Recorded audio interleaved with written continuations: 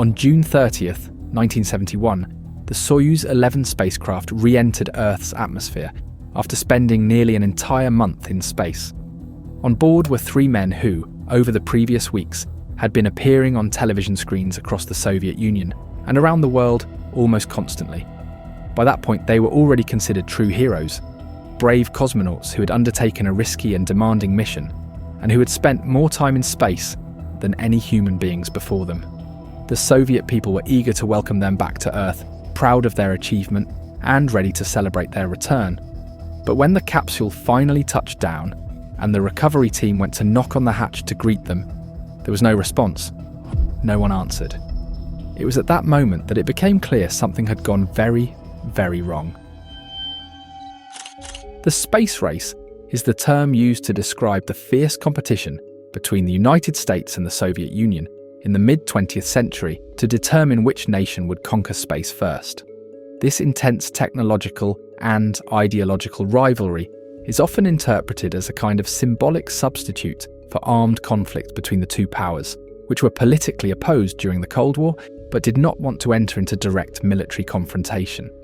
From the moment the Soviet Union launched its first satellite, Sputnik, into space in 1957, it became clear that the battle for technological supremacy would unfold on a new frontier, outer space, far above the Earth's surface.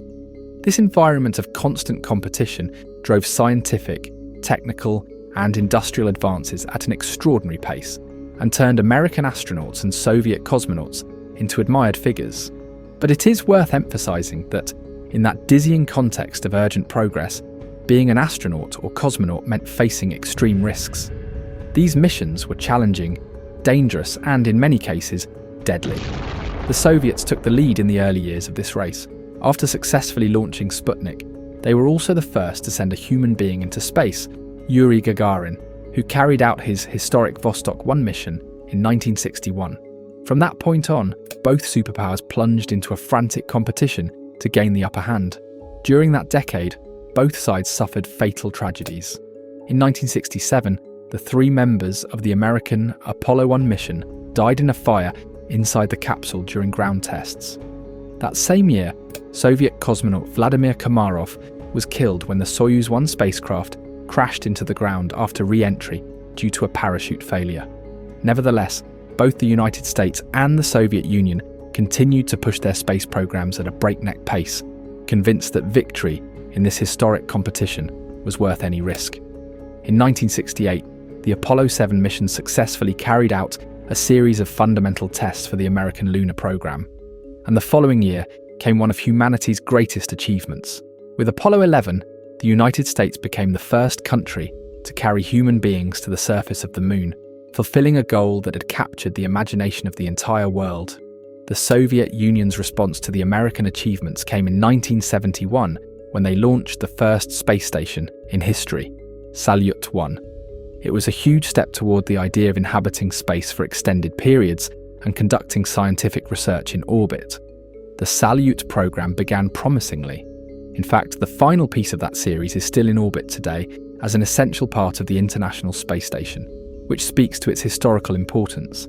But as with any space project, especially a pioneering one, complications soon arose. As soon as the launch of Salyut 1 was completed, while ground personnel were still celebrating the success, the first problem was detected. A protective cover on the station's main telescope failed to detach as it should have. This significantly reduced the number of astronomical observations that could be carried out. Suddenly they had to improvise and redefine scientific objectives. A few days later, the Soviets launched the Soyuz 10 mission, made up of 3 cosmonauts who were supposed to dock the capsule with Salyut 1 and remain there for a month. That plan failed when the spacecraft was unable to complete the docking correctly. After several attempts, the mission was aborted and the crew returned to Earth without having entered the station. Meanwhile, plans were already being prepared for the next mission, Soyuz 11. Initially, the designated crew was to be the backup crew for Soyuz 10. However, 4 days before launch, one of those cosmonauts, Valery Kubasov, began to feel ill. An examination revealed inflammation in his right lung. Doctors suspected it could be tuberculosis, and according to the Ministry of Health's regulations, that meant the entire crew was automatically disqualified from the flight. It later turned out that it was not tuberculosis, but an allergic reaction. But by then the decision had already been made. That completely unexpected medical confusion ended up saving the lives of those 3 men without them ever knowing it, and it doomed their replacements. The cosmonauts assigned on an emergency basis for Soyuz 11 were Georgy Dobrovolsky, Vladislav Volkov, and Viktor Patsayev. They launched on June 6, 1971, from a cosmodrome located in Kazakhstan. The spacecraft, like all Soyuz vehicles of that era, was extremely compact. The space was so limited that the cosmonauts could not wear pressurized suits inside the capsule. They simply would not fit, a detail that tragically would prove fatal. On June 7th, they successfully docked the Soyuz with the Salyut 1 station. They thus became the first human beings in history to enter a space station. From that moment on, they would live and work there for 22 consecutive days, a record at the time. During those 3 weeks, they carried out a wide variety of scientific experiments. They used gamma-ray telescopes to record data never before obtained. In fact, Patsayev became the first person in history to operate a telescope of that type from space. The team also conducted meteorological studies of Earth from orbit, cultivated plants, including Chinese cabbage and onions, experimented with tadpoles, algae and flies, and underwent cardiovascular tests to analyse the effects of microgravity on the human body. Several of these studies were completely pioneering. In addition, this mission had a novel feature for its time. The general public was informed of the progress of activities through televised broadcasts from the station. For the first time, people could follow the day-to-day life of a crew living in space in real time, something that generated fascination and pride throughout the Soviet Union. But beyond the public enthusiasm, behind closed doors, not everything was perfect. The work was exhausting, with rotating shifts to ensure that someone was always awake. The men had been told they would be the prime crew just days before launch, so they had virtually no time to process it or prepare mentally.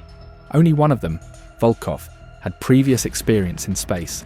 Now they were up there, making history, but also enduring enormous pressure. Doctors on Earth began to worry about the crew's psychological well-being.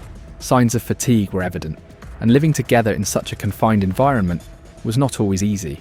On June 16th, the first serious scare occurred. The cosmonauts detected the smell of burning. They located the source, an electrical fire on the station. With remote assistance from mission control, including guidance from Alexei Yeliseyev, a veteran cosmonaut and mission communicator, they managed to extinguish it.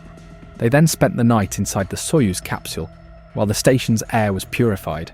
The situation was resolved, but the episode left the crew with nerves on edge. They asked to return earlier than planned.